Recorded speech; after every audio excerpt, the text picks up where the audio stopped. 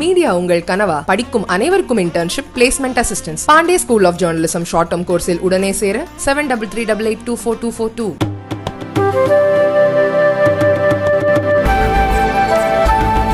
கனமழையால் பாதிக்கப்பட்ட தென் மாவட்ட மக்களுக்கு கூடுதல் நிவாரணம் வழங்க வேண்டும் என்று எதிர்க்கட்சித் தலைவர் எடப்பாடி பழனிசாமி வலியுறுத்தியுள்ளார்.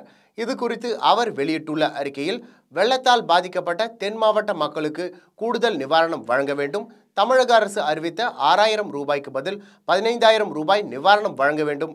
பாதிக்கப்பட்ட பகுதிகளில் குப்பை, இறந்த கால்நடைகளை அகற்றி நோய் பரவாமல் தடுக்க வேண்டும்.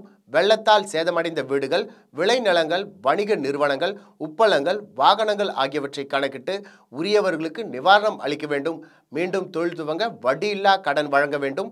பாதிக்கப்பட்ட பகுதிகளில் நோய் தொற்று பரவாமல் இருக்க சிறப்பு மருத்துவ முகாம்கள் நடத்த வேண்டும் என்று திமுக அரசை எதிர்க்கட்சித் தலைவர் எடப்பாடி பழனிசாமி வலியுறுத்தியுள்ளார்.